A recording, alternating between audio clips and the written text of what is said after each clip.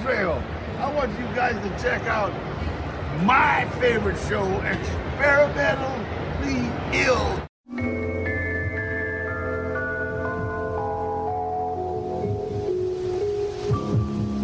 I remember things. It's more than just void, darkness, unconsciousness.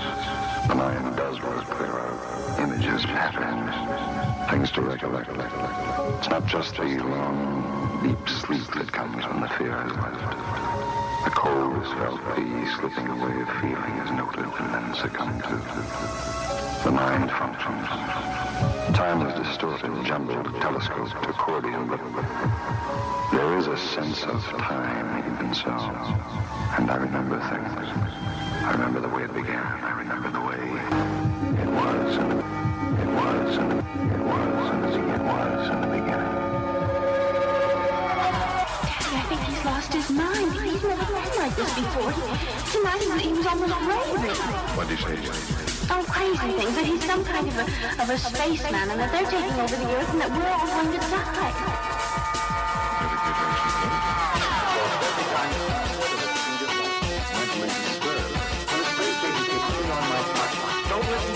They told me to keep in mind the scientific and what we know.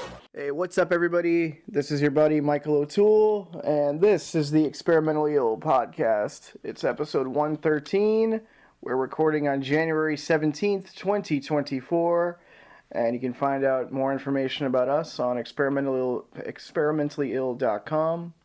And you can subscribe to this podcast on Apple Podcasts, Spotify, all that stuff, wherever you get podcasts. And I got my good friend and co-producer of many local films, and been my co-host in the past on this podcast. We've been doing off and on for like about at least a decade now, which is crazy to think about. I got Lawrence Hollie I'm in the Boston, Massachusetts area, and we got Lawrence Hollie from California is on the phone. Hello, Lawrence. Turn down your radio. Hey, everybody. What's going on? Yeah. Is it really loud? No, it's pretty good. Good. Hey, everybody. I'm on the road right now, but hey, everybody, welcome back. So, just want to kind of fill everybody in on where we're at. So Mike did his intro there, welcoming everybody back. I want the audience to think of this episode as sort of a reboot. We're doing sort of a relaunch of the podcast where we will be coming at you once a month, the same day, once a month, or at least the day after. We're aiming for the 17th of every month. At worst, it's going to be like the 18th or 19th because Mike might have to do some editing to it, right, Mike? Oh yeah, for the posting, but somewhere around there. Yeah, at least. I mean, I would say at least. Yeah. So. But that's what this is. We're coming at you. The time it's going to be. You know, we used to do these 3-hour extravaganzas. Interviewed many local artists and filmmakers. You know, but what we're going to try to do is that the name of the game now is consistency in being succinct, being, abbreviated. What do they say? Brevity is the soul of wit, right? Yeah, that's right. We were witless Mike before. Mike and I have a habit of both. We both come from backgrounds where we weren't really listened to in our youth. So when we get any listening ear, we tend to talk a lot. Yeah. To compensate for not being listened to when we were 5. Right, taking the floor, and we thought surely this will retain the audience, and if we have them in the beginning, surely they'll stay to the end, which isn't always the case. We do have that one loyal listener in Ghana. That's right. Yeah. So to him or her, we say thank you. Also, occasionally East Germany, I think I see on the metrics. Hello to East Germany.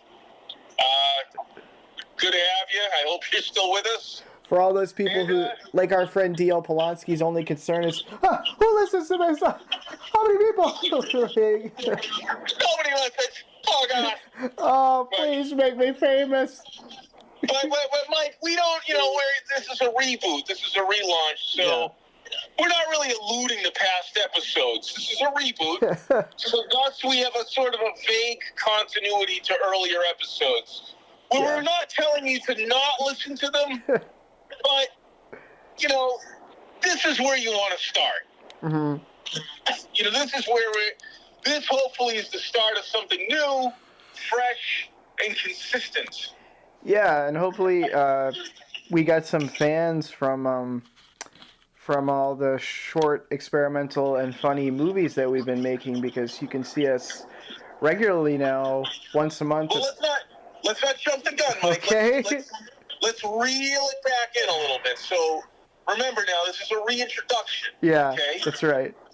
So what this podcast is about, what we're going to try to emphasize going forward, is the correlation between mental health and wellness and the benefits of creating art, Mm-hmm. to kind of help one have a better mental health. Mm-hmm. Mike and I can't, I don't want to fully speak for Mike, but I think I'm qualified somewhat to speak for both of us, with us knowing each other for so long, is Mike and I have had our trials and tribulations in regards to mental and emotional health and wellness, haven't we, Mike? Yeah, that's true. I think a lot of people have some level of anxiety or depression, or we've had our bouts of anxiety, depression, OCD, you name it. Mike and I have danced we have fought in those arenas more than once. And oftentimes what has pulled us out of that mental emotional turmoil, and I think you could agree, Mike, is the creation of art. Am I right or am I wrong? Yeah, that's true. I think there's something about, sometimes you can sort of hyper focus on and sort of obsess on negative things, or ruminate, like get stuck on negative thoughts. And there's something about like throwing yourself in physically to, creating something that honors kind of this like whimsy and just this idea you had, and making something out of nothing, and yeah, something about like, we all watch TV and movies, and we see paintings and poems and all this stuff, and when you can actually go and make it yourself and entertain yourself in that way, and, really like honor your own thoughts and impulses in a positive way, with your own creativity, it can be a really exciting thing, I think. So, creating art can provide a focus. Yeah. And oftentimes when one gets into a depressive or anxiety-fueled mindset, you can really ruminate on the things that assail your mental health and wellness. Mm-hmm. So I find that a lot of people who get, chronically depressed, or if they have anxiety, you often find that they're folks who are the obsessive types. What do you think there's some truth in that, Mike? What did you say? The obsessive? They're obsessive? They tend to be obsessive types. I know I can be that way, too. I can really ruminate on something, or I can focus on something that really drags me down in a negative way. And what I've learned to do over time, and even with some therapy, is to shift that obsessive nature and focus to creation. Yeah. No, if you're going to obsess over something, why not try to be obsessive over something that's constructive? Yeah, to be inventive. And I also want to say, like I said, it can be exciting to make things, but I think it can also be like a soothing thing, like a self-soothing thing, and can kind of calm you down. And I think that is where art therapy, where it really thrives also too. And I guess we should say too, if we're talking about mental health, that we're just sharing our own experiences anecdotally. We're not any kind of mental health professionals or anything. So, Well said. I wanted to say that we are not. I'm sorry to interrupt you, Mike, but yeah, we are absolutely not. We're not therapists. Yeah. We're only going off our own steam and our experiences. Yeah. I think, you know, in that space, we are qualified to at least discuss our experiences. Yeah, and discuss art as sort of artist, you know, people, you know. And I think, well, it's just like with any kind of plan, like diet and exercise or anything, like I always say, part of this complete breakfast or this well-balanced meal. I mean, I think so. Doing art as therapy doesn't necessarily replace like talk therapy, or if you need to, you know, some people need to be on medication, things like that. So I don't think art isn't always like a replacement, but it can work. It can work really well in conjunction with all of those things. Absolutely. So, I'm just bringing up from the times when it was like, you know, in the deepest dark of night. Yeah. When there was no one else around but myself. Mm-hmm. And all I had at that moment was my own analytical brain and my skills as an artist and the tools that I had in front of me. Yeah. And for me, it would be like video editing or recording or drawing. Yeah. But now I don't want to jump ahead. I want to say that this is the groundwork of our podcast, to kind of always bring it back to the relation of, you know, trying to learn who you are through creation, through art, and how it can help you it can aid you in getting out of a funk. It's stepping outside your current situation. It's not the cure. Mm-hmm. It's not even necessarily a cure, but it can definitely help you, and it can also bring you in contact with other minds, and you can build a sort of support group. Yeah. I think you can build a team. That's true, because when we talk about, I mean, I was doing talk therapy with someone for like a few years, and the first thing I noticed when I was getting kind of that support that maybe I was looking for from like family who wasn't able to do it, and then it always feels like you don't want to, sometimes you don't want to bother your friends, or it's just good to have somebody who's like outside of your typical like social circle. And I remember I was just like getting that kind of support that I wanted, where like I would just have some kind of creative idea or an interesting idea, and sort of the therapist would just sort of like affirm that idea, like right along with any other kind of like goals that I wanted to do. But so then just like suddenly I felt before I felt like I needed permission to like do something, or like, am I welcome to the party, or am I good enough to even like try this? So it was like a mix of feeling like something like art, like visual art, like say drawing or painting. It was a mix of like sort of other people's negative thoughts about stuff like that, like thinking like, oh, this isn't worthwhile, or it doesn't have value or something. And then there's also the thing of like, I really wanted to try it, but then I would also think like, oh, I'm not worthy, or I'm not good enough like to try it. And so the first thing I noticed with therapy, getting the support, is like, I started looking up on YouTube all these different artists I like Ralph Steadman, and just getting influenced by different things, like, oh, I could try this and see what it would be like. And then it was coming out I was doing visual art for the first time, like in my 30s. Since I was a little kid, I did art, and I was doing it, and I was really liking the stuff. And then you could put it online. I was getting good feedback, and it felt really good. And then right along with that, we've been doing, like you say, filmmaking things like video editing for years. So, and the technology now, just like having an app on your phone to edit and things like that. It's really cool what's happening. But yeah, having a support group, like you say, having a team, trying to find, I think if people have like social anxiety or they're feeling depressed, if you can get a team, and you can, like, filmmaking is sort of a team effort, and you can get a group of like-minded people together, that can always be really good to help you mentally too, I agree. Yeah. So with all that said, with this background established, with this premise established, here's the deal. So the podcast is called Experimentally Ill. The Experimentally Ill podcast, right? Experimentally Ill radio. Mm-hmm. Again, radio alluding to our past, which we're not going to really elaborate on too much. That's right. Once upon a time, it was... Alas, Mike and I do have a past. And that past... a sordid past. We've attempted to scrub. And it consists of making movies, making podcasts, making music. So currently, our Experimentally Ill brand consists of the following products.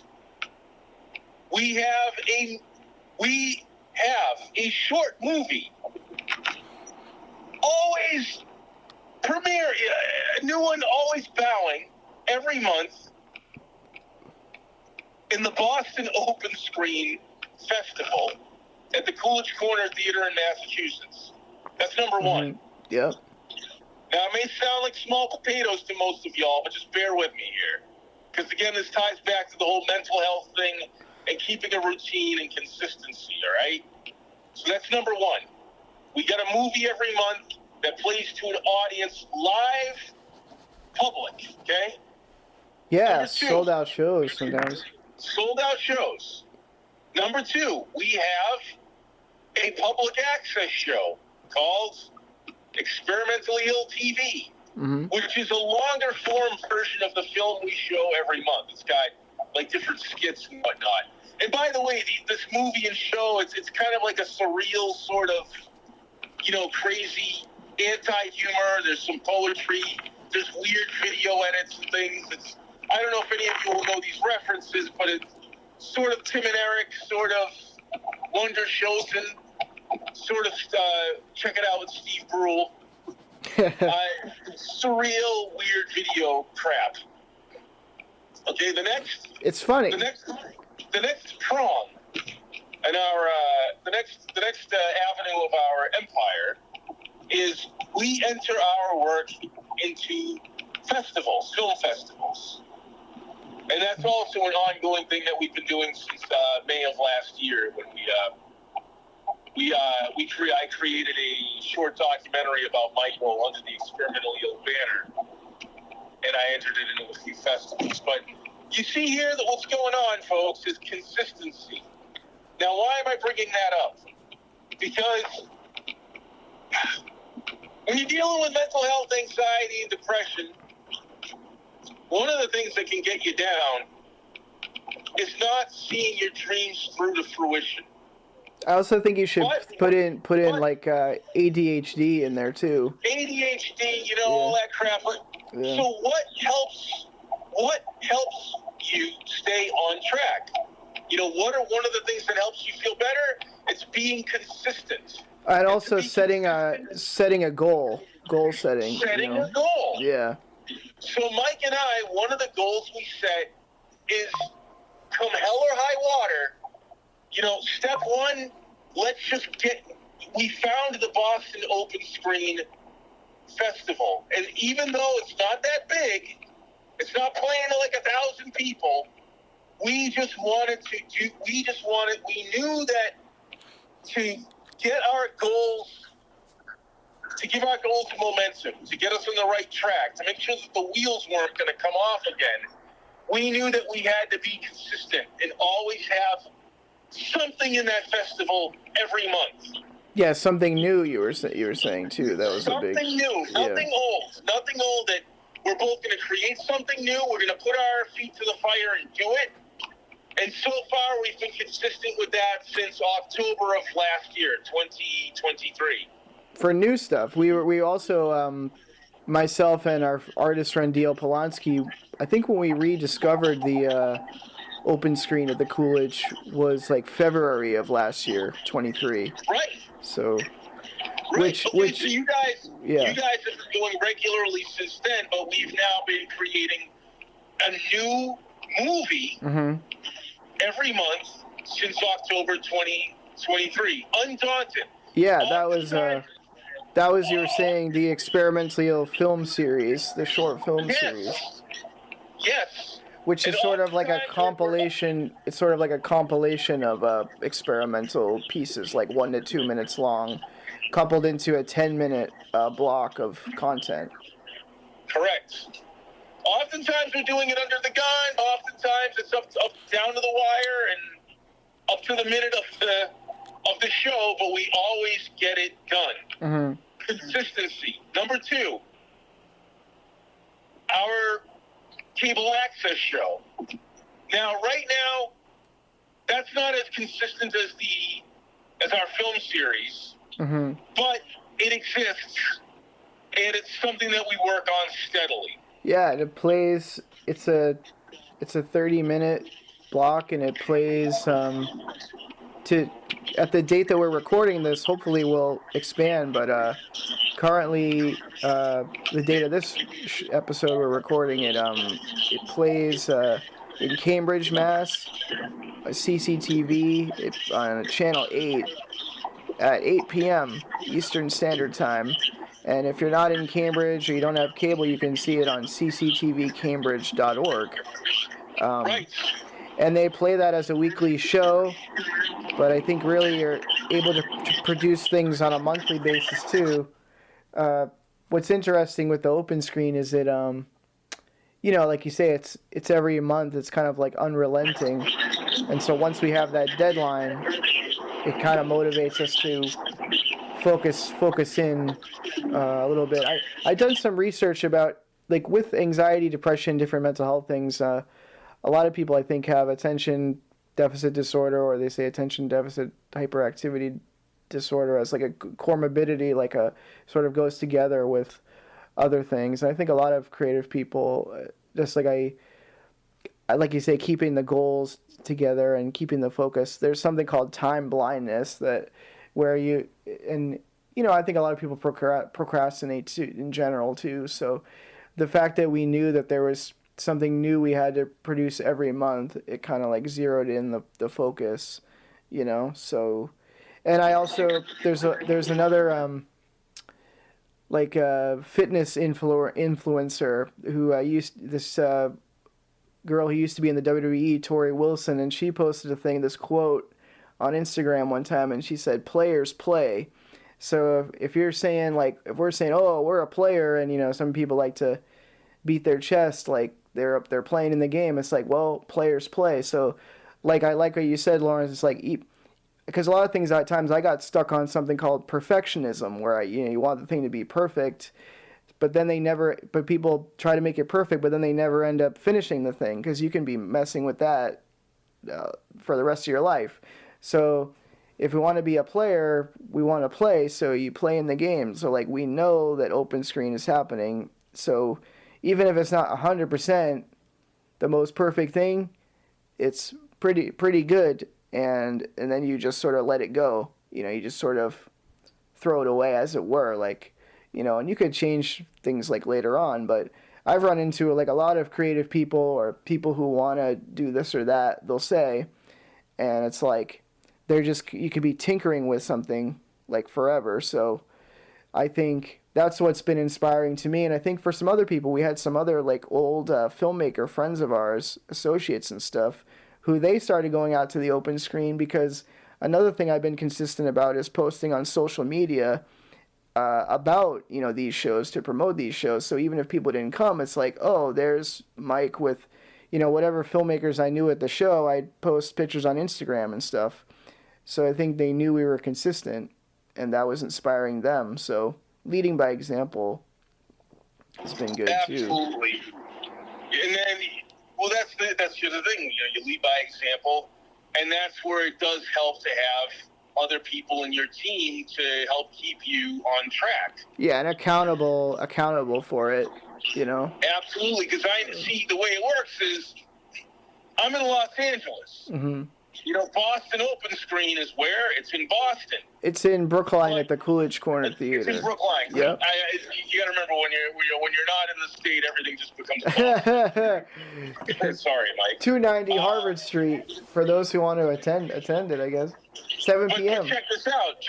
So it's like, making the film is a collaborative effort between Mike and I. Like, Mike shot most of the footage for the movie over at Cambridge Community Television with a bunch of our eccentric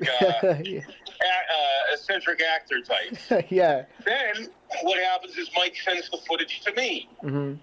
And I do some editing, I make some skits, and Mike also makes some skits too. You know, we both collaborate to the final work. Mm-hmm. And then sometimes I'm the one who puts it all together, and then sometimes he's the one who stitches it all together. But one way or the other, I got to make sure my stuff is done, because he has to get there. Mike is going to be the one to physically bring the movie and show it. That's right. It's not like we collaborate online and stuff, but then they want you to have the file downloaded onto a thumb drive to give to them and show it. Yeah, if I spent days and months trying to perfect a 3-minute skit, mm-hmm. There goes the punctuality. You have to weigh it all out. It's just a 10-minute experimental movie. Yeah. Send the damn thing out. If this one isn't if you make a movie that's not exactly to your liking, that's okay. You make another one. Yeah. Well, something. You just got to get it out. You're not making the system. Yeah. Something I also had to work around too, like in therapy, whatever, is that idea too. Is sometimes you feel like, or I'll just say for myself, like I really. You do something creative, whether it's a drawing or a video, whatever, and it's like you're putting your whole self into it, you're putting your heart into it and stuff. And when I was younger and didn't have as much experience, I feel like I was like, oh, this has really got to be like perfect because this like represents me, like this is all I am, this is me and everything. And then you just realize, because you have to balance all this stuff with the rest of life's like responsibilities and stuff. And the more you get experience and you practice and like the more you can talk to yourself more positively and say like, look, like I want this to be good and I like what I'm doing, or people say I'm talented or I think I'm talented and I'm going to go for this. You can be a little bit competitive. Sometimes it's good to push yourself a little bit, but it's art, it's an outlet. And just the idea that if something isn't perfect, it doesn't necessarily represent you whole cloth, you know what I mean? Like, as long as we're still breathing, you'll get another shot at it. I think sometimes people put so much pressure on themselves, like, this is it, that what would happen to me anyway is sort of like analysis paralysis, they call it, or I would just like freeze and think like, well, I can't take the next step yet because when I take it, it's got to be perfect, right? And then you realize like nobody's perfect. Like even submitting to film festivals, I reasoned it out myself where it's just like even the people who are evaluating this stuff, whatever creativity they use, that guy or whoever that person, that guy's made like 10 mistakes before breakfast time, you know what I mean? On that day, he's evaluating your movie. So like, I'm sure maybe people have a discerning eye, but just a long way of saying like no one is perfect. And if people are saying they're perfect or they want perfect, it's probably not even worth your time. Just always find an outlet, for your stuff. If this festival or this place doesn't have time for it, that's another thing. It may be something as simple as like not having enough time for your piece, or you just have to get comfortable with like playing the game, submitting stuff. Maybe you'll get rejected, but it's not a rejection of you. It's just, it could be something so arbitrary, like the person ate they had food poisoning that day or something, so they didn't want it or something. So like, you just can't worry so much about, being perfect, I guess is what I'm saying. I mean, try to improve by your own definition, I guess. You want to get better than you were the last time if you've been doing it 10 times, but some of these things are so arbitrary. Like when we're younger, like people think it's like life and death, and it's just so the more I threw away those kind of thoughts, the more I actually started like playing the game more and not worrying so much about actually like kind of competing with this kind of thing, like I valued the that it had to be perfect in order to kind of compete, like that it just made me frozen. And then I'm not taking any actions either. It's like we have all these fears or these things going on in our head, but other people can only see the action we're putting out. So, it's like if you say, I want to make this thing, I want to make this movie, but people don't see any action. And then sometimes that's how anxiety or depression is. It just like stops us in our tracks. So, but that goes along with having a team too. The more, hopefully you can have some friends and you can have a support group that will like reassure you that your stuff is good, and even if it's not accepted into this thing, it still has value. That's what I learned in therapy too, is like life is such a vast like thing. It's like there's so many other opinions are out there. If you're only caring about what other people think, like you might be surrounded by people who don't understand art or don't understand your art, and somewhere out there is a bunch of people who will love it. So and like they always say, life is short. I mean, time moves like really fast. So the thing I'm trying to do now is just like lean into things that I'm passionate about, and I'll find the community by like stepping towards it, So Absolutely. Yeah. Absolutely. And that's just the thing. So, that consistency has helped Mike and I to keep a positive attitude, keep a forward momentum going. And I mean, even for me, it's like I kind of hit the skids for a while in terms of creating movies and videos and whatnot. I kind of slacked a little bit, and having that monthly movie has really lit a fire under my ass, as they say. Mm-hmm. Because it gives me an immediate outlet. Like, I know I have an outlet to show the work that I do. Yeah. And I know I have to get it done on a certain time. Yeah. And also, that it has the potential to go in front of bigger audiences, because now we're submitting the movies into festivals. Yeah, that's true. I mean... Like, I don't know about you, but I mean, I love the stuff that I do to be seen, you know what I mean? Yeah, be seen, but it's a broader audience, but also to be seen in like more of like a concentrated, like a specific, with other programming that's maybe of like a similar style too, so it can sort of like play to that audience too, like. And it is interesting, and people have, said nice things or come up to me and stuff. Sometimes, famously right after the open screen, they have the social hour at the Granny O'Malley's bar that's down the street and stuff. And it has been good sometimes for like networking and stuff. We saw our filmmaker friend Shane Butler, who was on the actually very first episode of the radio show of this from way back. But yeah, like connecting with different people. But as far as like audience, like it's not just sort of an ego thing for an artist. I think when you make something, the whole thing is like, I feel this way and I'm going to express this idea, and like, what do you think? And you're kind of like looking for feedback. And it's not just sort of like this ego stroke. It's sort of this thing of, well, if you want to affect people and you want to be like part of this conversation that's kind of going on, then you want to make sure that there's actually people there, and better yet, there's people who actually like appreciate, your style of work, so that's accessible, to them and stuff.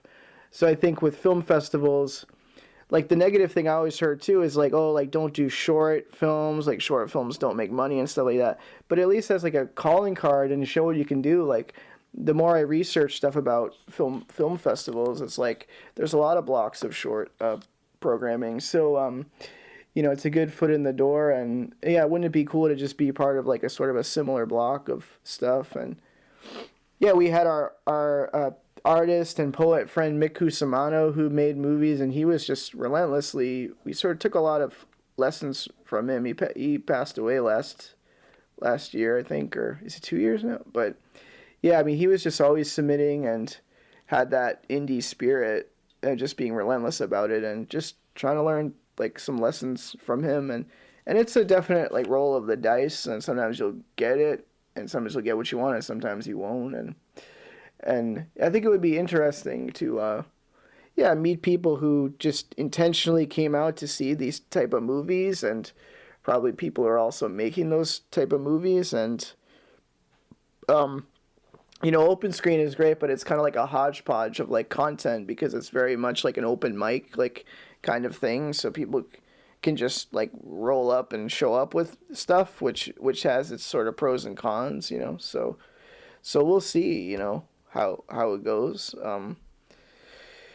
We won't know for a few months like what festivals we got into or not, but yeah, it's just all part of like a learning experience. It's all a learning experience. It's just a learning curve, and the whole point of doing it for us. The whole point of doing it for us. That sounds like a fart. Are you on a barge? Starboard bow, or what are they saying? Both starboard bow and land goal. But the thing is, check it out. It's one of the things in the past when I was kind of down in the dumps and depressed is I had a defeatist attitude about things, and I could be like, oh, why bother doing it? If this thing ain't gonna be perfect, or how do I know I'm gonna get an audience for this, or it's just this little festival. What's it gonna go on? And then my attitude began to change to, why not do it? Yeah. There was more to gain from just taking the leap. Like, it might be a small festival. It might be, a cable access channel, but it's a start. There was some people, I won't say who they were, but some people in my life who thought that stardom and success was instant. Just because you had talent. Yeah. And they would always say things to me like, oh, why can't you just go to Hollywood, and why won't they just put you in the movies? Yeah. Or why won't you just have a blockbuster film? You know how to edit. Why can't you just make this type of film, and then you'll have all these accolades? I'm like, you fool. Like, it doesn't work that way. I mean, for some people, maybe they got the connections and they got money. Doors just open for them. Children love them.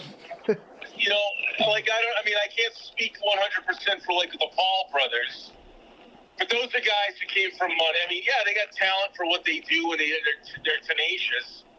But I think they also come from money, and they had the breaks. You know what I mean? Yeah, there's still like social obstacles and your own like you say, mental obstacles, but what you realize is like it's creative, or it's the stuff of dreams, the dream factory, but like you say, you're also making something physical, like the physical product, and it's like, is it going to sell or not? You don't always know if it'll have that value, but like I say, like it has value in other ways. Yeah. It's like at first never even minding like what any sort of monetary value or anything else. It's like you just got to do it to just do it, to prove it to yourself.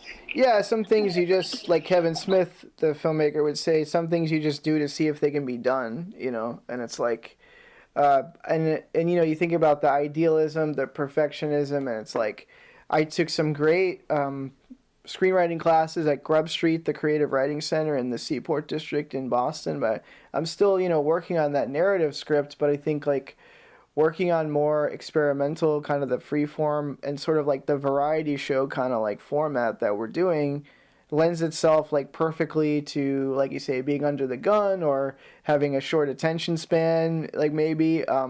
Another thing that the experimental eel movies were compared to is Night Flight.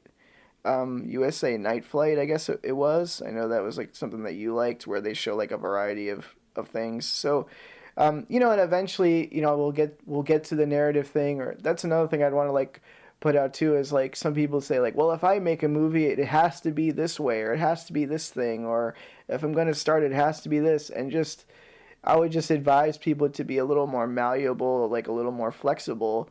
Because like you say, everybody has to start somewhere, and there's so many stories, whether you have like Tom Green from MTV, who started on Canadian public access, or I think Penelope Spheris, who directed Wayne's World, like she started out making like music videos in like a boutique kind of place that made music videos, and so there's just so many different ways, and a lot of times by the time it arrives to us, like the mass audience, like there's so many different pieces of publicity that come out, and like the sort of backstories about all these people, the entertainers or the artists that we know and love, it's like you only sort of get maybe the tip of the iceberg, or it's whatever publicity material like they want to put out there or not. So like, you know, this idea of like the overnight success, like, you know, it might have been people who've been like slogging it out for like 20 years or something, like we don't know, and maybe some people are luckier or whatever, but I just think, you know, yeah, you want this thing to be perfect, and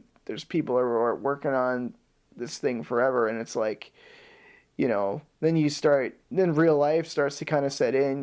You see people you love get sick, they pass away, like times change. So I think to kind of like manage your expectations about it, you know, like and do something that will be sustain you, like, you know, so make it a short, maybe you have to make it a shorter thing, make it a more experimental thing, you know, for now, and be able to show what you can do. They might be like, wow, this guy can like really edit, and what if we do that, you know, and then it could lead to something longer, something bigger or something. But if you say it only can be this, and it has to be this kind of thing, or this thing isn't viable, or, you know, because like the time goes by anyway. Like I think we always say, like sometimes when I'm not as motivated about open screen, it's like, well, what else? I would be like sitting on the couch, like dreaming about movies or watching somebody else's movie. This way, at least we're doing something active, you know, in the community, you know. So it's pretty cool. Well, there's that quote, Mike, that I brought up from Bill and Ted the other day in our personal conversation. Yeah.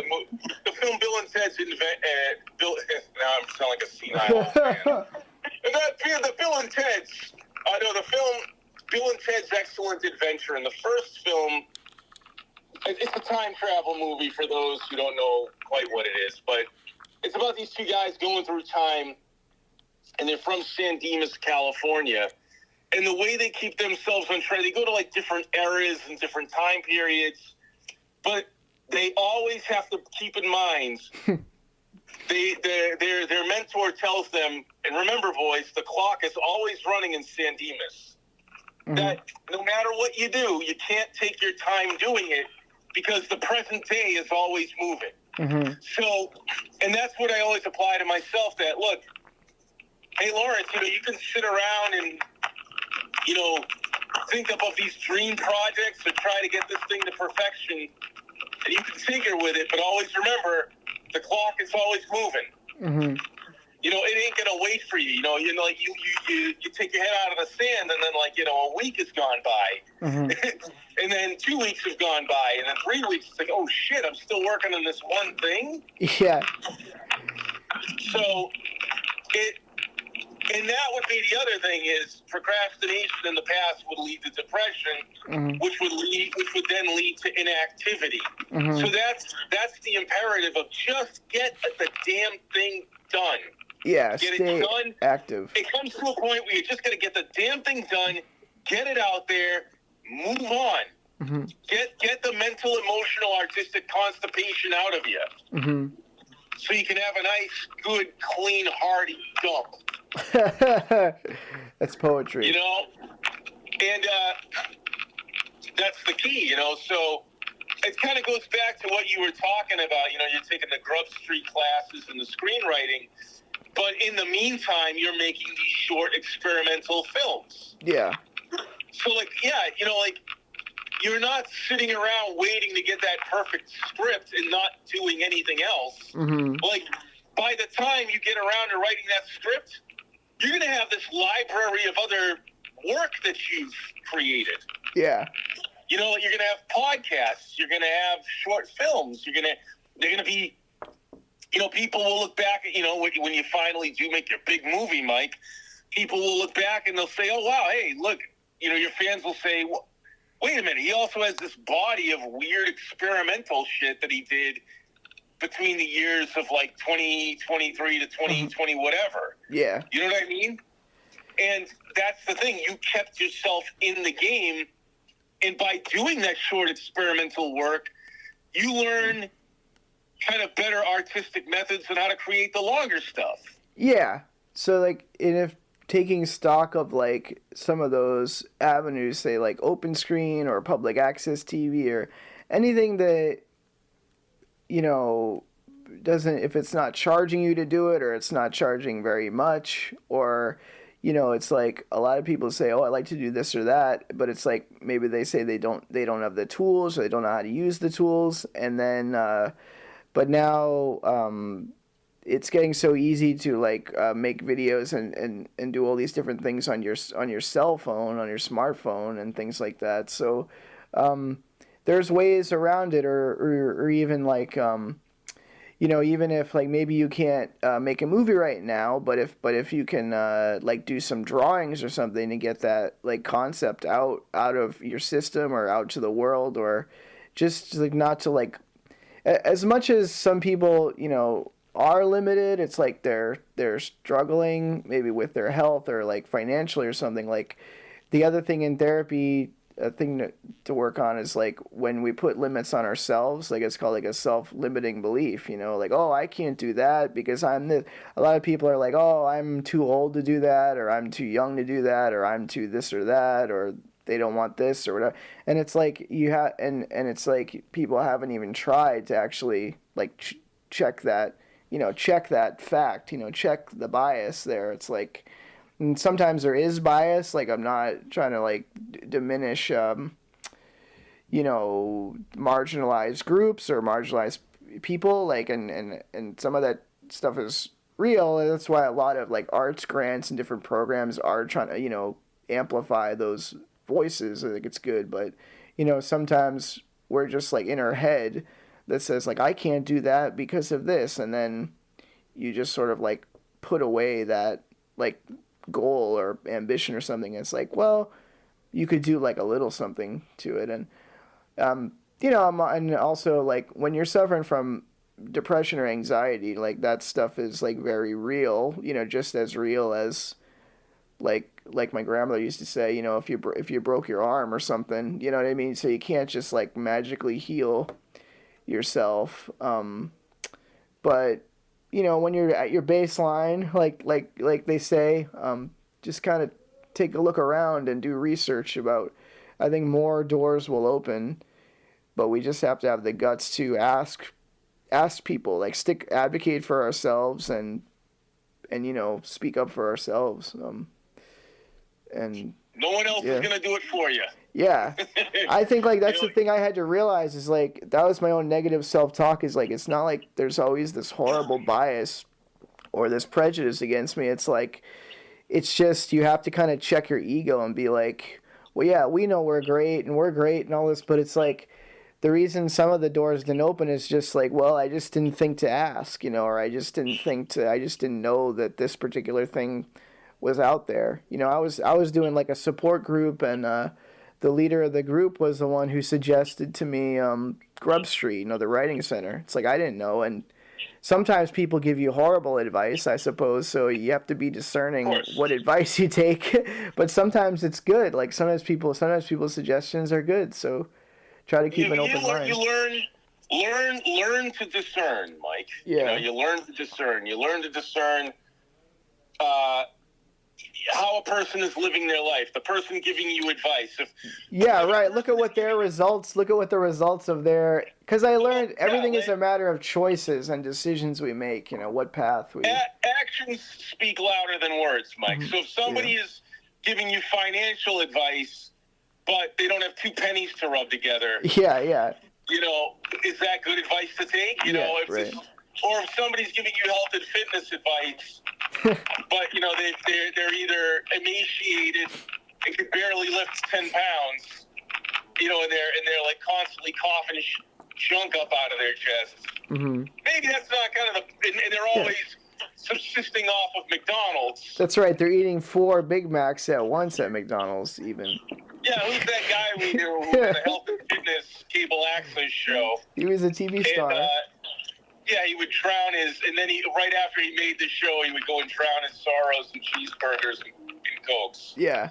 So, that's a self-perpetuating thing too, you know, like once you start, like I started cooking more, I changed my diet like this year or later last year, and then you start to like lose the palate for like crappier food and stuff. So I think that's the same with other things too, you know, like if you start treating yourself better.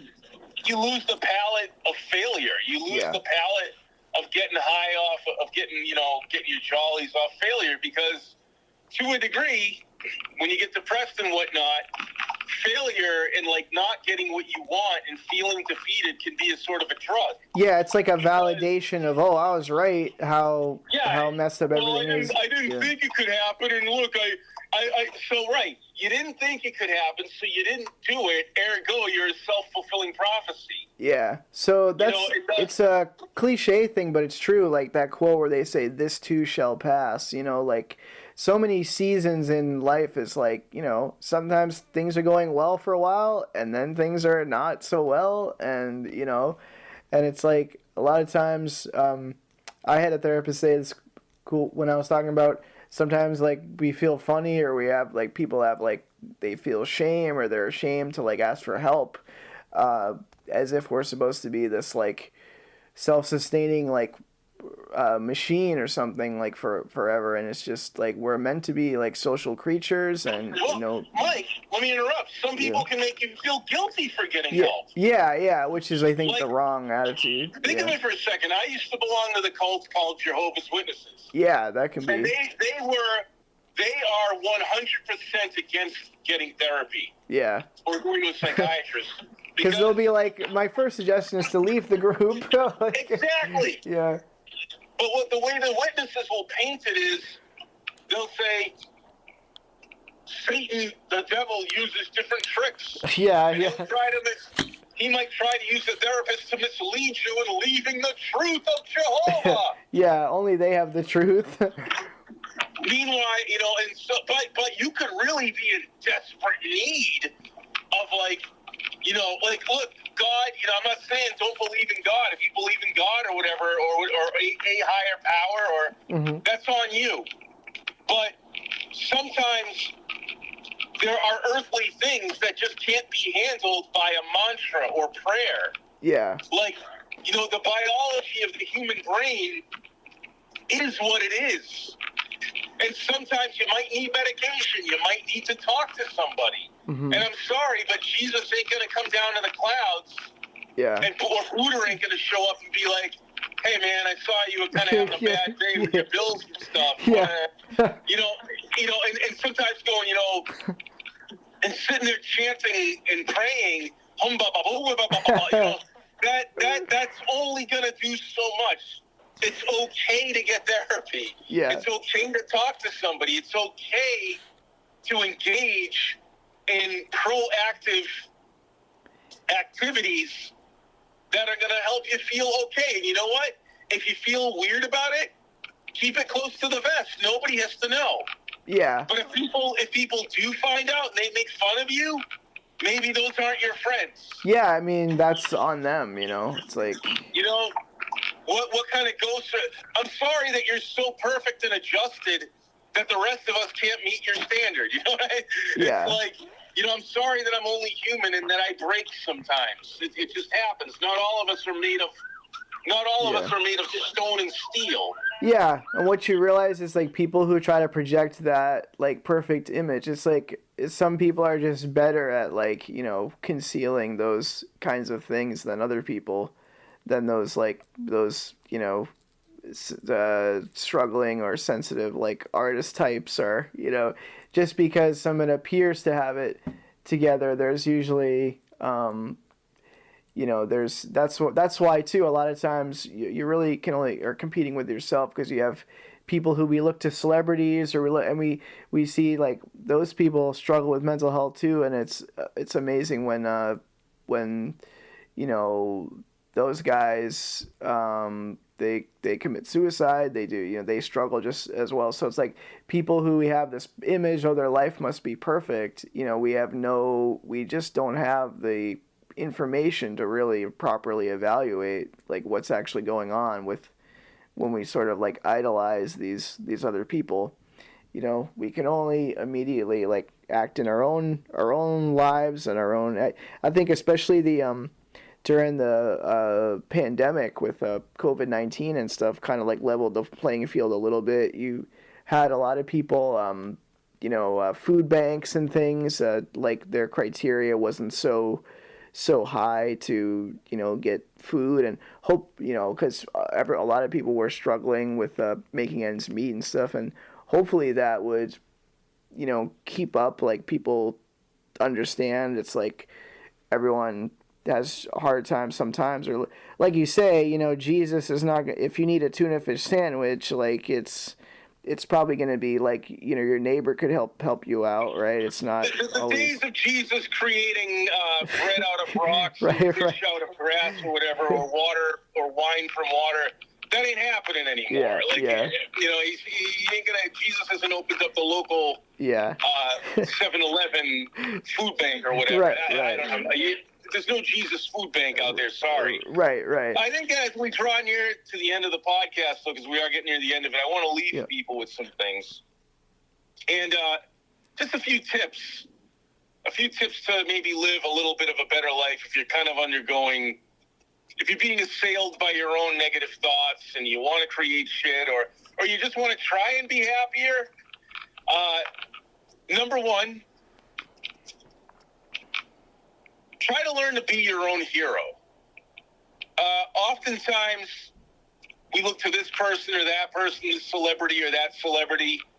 Maybe there's a parent or a relative that we look at and we see them as some kind of paragon of virtue, or maybe these people are genuinely really great people.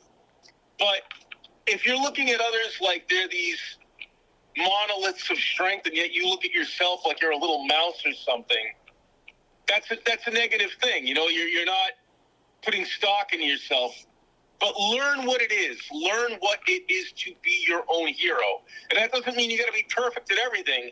It just means you learn to develop skills where you can begin to rely on yourself, being consistent, getting rid of negative self-talk, learning to set up a schedule for yourself and getting things done. And after a while, you'll be that person who's pulling yourself out of the fire instead of looking around to other folks to maybe help you with that. Second thing I would say is, if you're the type of person who goes online, you go on Facebook, you follow the news, and you're the kind of person who looks at everything and goes, oh, it's so much bad news, and you get swayed by what other people say, I would tell you this, unplug from the internet for a few days. Yeah, take a detox. What I did was, for like 2 months, I deleted the Facebook app. Like when Trump was in office for the first time, I don't know if he's going to get in for a second, second time. Whatever. Yeah. See, that doesn't, it's irrelevant. Right. It is. Don't worry about it. Because that's just the thing. Like, the first time I was getting involved in all the negative discourse, this one, and it's going to be the apocalypse, and oh my God. That's called catastrophizing. Well, catastrophizing, and then you're following the news. Right. And the news, remember, negative news gets people to look at it. Yeah, I think Channel 7 in Massachusetts coined the term, if it bleeds, it leads. If it bleeds, it leads. They don't care about your mental health. Sensationalism. They're not there to give you they're not there to brighten your day. If they're there to brighten your day, they'll have some fluff piece like, Bonzo, the chimpanzee, learns how to spell with blocks today. But everything else is horrifying news. It's like, a 4-car pileup on I-9, and Trump is leading in the Iowa whatever. It's, what does this mean for democracy? It means that America will go on one way or the other. In the meantime, I got to go pay the bills. Yeah, well, I mean, I started to get really not like the movie They Live, like a total conspiracy, but just the idea how much it's all about ratings and getting the viewership and advertising. And especially with food, because I realized, like, pretty much the only ads you see for food are, like, terrible fast food and stuff. And I just realized, like, just because something's on TV or even on Spotify now, they keep playing this Snoop Dogg Grubhub ad. And it's like, oh, they must have my best interest at heart, because, like, that's food, right? And they're giving me the information. It's like, it's quite the opposite. They're like, they don't care what your long-term, like, health plans are. They're just trying to make some dollars, you know? So, like... No, there's some people who love the structure of society. You know, the police are there to protect us because they wear uniforms. Yeah, and it's like, we saw them beating up people. And taxes and the government, you know, they make sure that the traffic lights are working and the water's running, and see, they care about us. And you know, they put on politicians put on a happy face as though they give a shit about you. When no, man, in this world, you're on your own. Yeah. You're spat out from the womb, and then you're on your own. Ergo, going back to my first point, learn to be your own hero. You're going to be the one waking yourself up in the morning. You know, maybe, you know, when you're a kid, maybe you got your parents doing it or you got a spouse.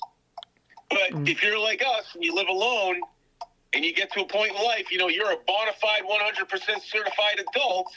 I'm 50, you're 37. Nobody's coming to wake us up. Yeah. You know, if the day is going to move the day is going to happen based upon that first step of getting out of bed for us. You know what I mean? So I think the basics with that... Just let me finish. Yeah. If we're besieged by negative thoughts, and, I don't know if anything's going to happen today. Yeah, right. And we just stay in bed, we're fucked, pardon the language. Mm-hmm. So you've got to, you know, it comes, for guys like us, we've got to overcome those Herculean odds of, like, beating depression, beating procrastination and all that, and always be in the present, realizing that we are the motivators of our lives. Yeah. We are the motor. It's not going to happen unless we do it. Yeah, so I think, you know... self-love, you know, if you really love yourself, take care of yourself just like you would if you had any other loved one or a pet or any other friend. Like they say, treat people the way you'd want to get treated. So, like, when I started to eat better food, it's like, okay, I'm going to put this effort in because, you know, it's the only body I've got, you know, and I want to be better. And, yeah, like... making creative strides or any kind of strides, once you can kind of see yourself making those improvements, you start to kind of feel better about yourself, and then it's like a self-sustaining, you know, thing.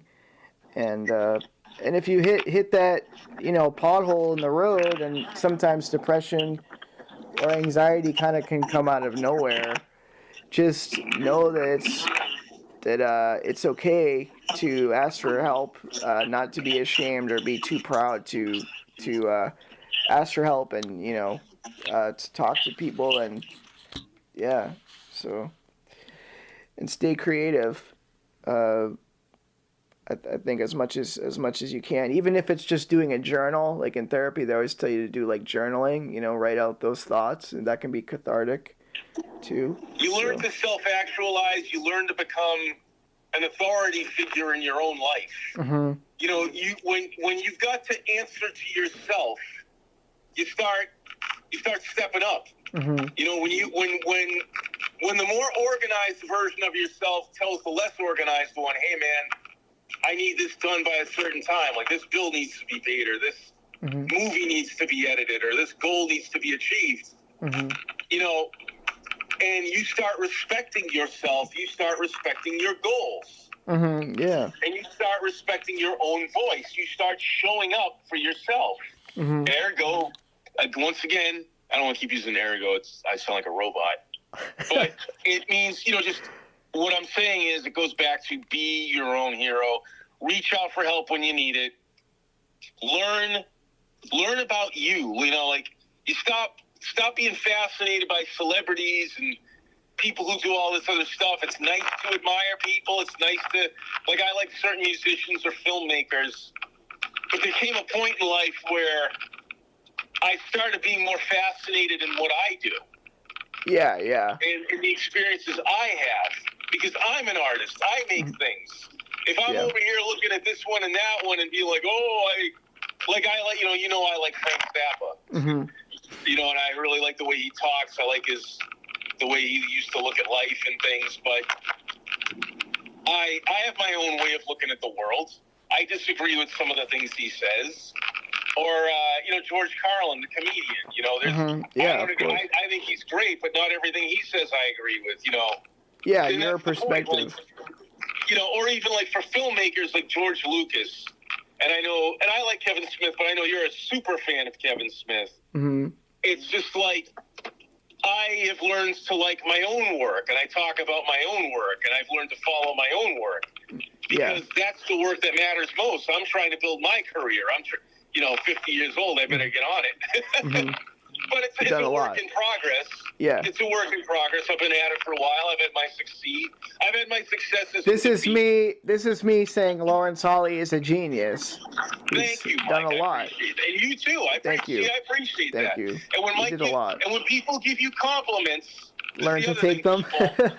Take them. Don't neg them. Don't say, "Oh yeah, right." No, if it's somebody who's giving you a compliment, you can still humbly accept the compliment. Even if your imposter syndrome is kicking in overdrive. Yeah, imposter syndrome. I've talked about that too in therapy. And maybe inside, again, that comes with building up who you are, respecting who you are, and recognizing your achievements as true achievements, even what might be deemed as the little ones. Which just goes back to. Yeah. Oh, well, you guys are only in Boston open. Did somebody say that? We're doing it once, but we're getting a new movie done every month, and we're in there consistently. Believe me, for us, that's huge. I'm doing the work. I'm baby stepping. That's huge right now. But they don't get it, and that's okay. No, that's a light. No, really, it's a. Other people don't need to get it. No, I know. What matters most is we do. Yeah, no, it's a lifeline, I think, because anytime you're really struggling with mental health, you come out of some program or whatever, they want to put you in to structure and stuff. The problem is it's not like specific to your own goals, and art therapy is there, but so if we can structure things for ourselves, like even if it's like vaguely related to like filmmaking or something, it's like in community, and that's what we're doing, So one other thing I wanted to say is advice, and I've been trying to do this myself. I've been getting back into drawing. Is regarding art. I know this is a little bit more niche, but regarding creation and art, try to if the entirety of your art is digital based, try to come up with an art that you could do if the grid goes down. Yeah. So learn to, I don't know, learn to play an instrument. In my case, Mike, in your case and in mine, we draw. We can draw, we paint. Something that if the grid went down and you ran out of tools, you could satisfy yourself by sitting in a cave with a couple of rocks and drawing on the walls. Learn to kind of divorce yourself somewhat from the digital realm and have something you can do with your hands in the real world. Just because. So if you're the artist type, even, writing, telling a story, singing, whatever. Yeah, just even if you don't consider yourself an artist, just some kind of self-expression, I think. It's something that you dial in as a kid, and then I think as people get older, they sort of like lose touch with it, which is a sad thing, It's like... So, folks, this is the gist of Experimentally Ill. It's the correlation, the intersection between... creation and and learning how to have a balanced, healthy mindset and weather the storm through creation, through self-expression, and building a team, blah, blah, blah, blah.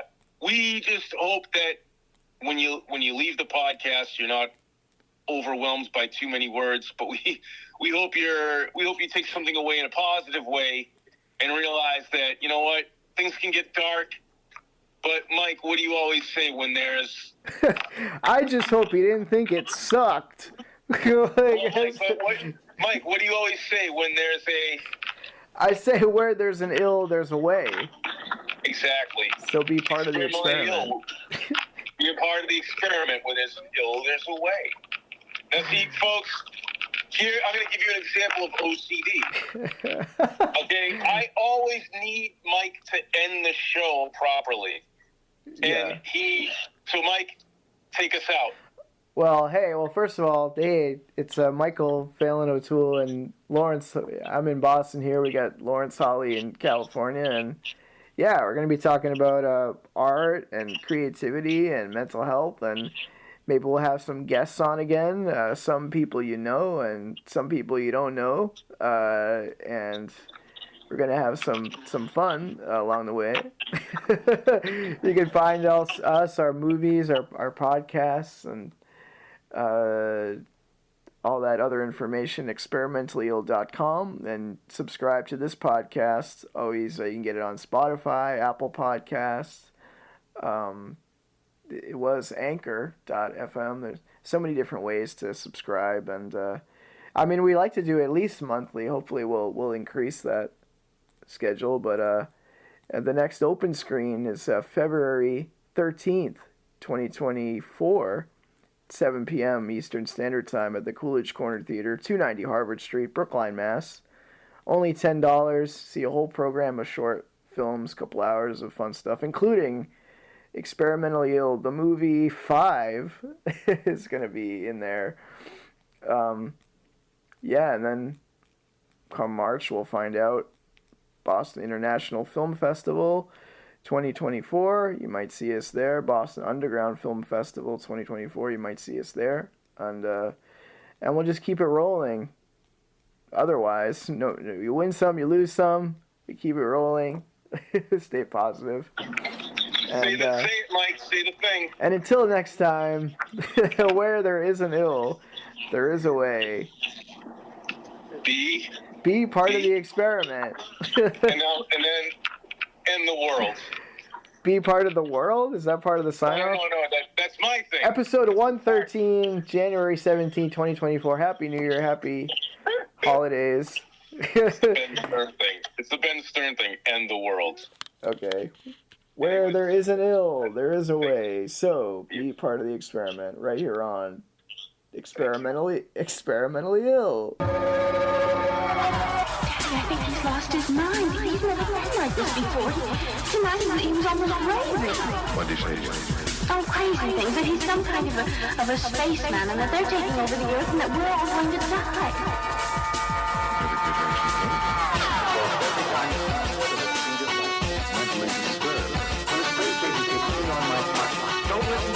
They told me to keep in mind the scientific and what do we know?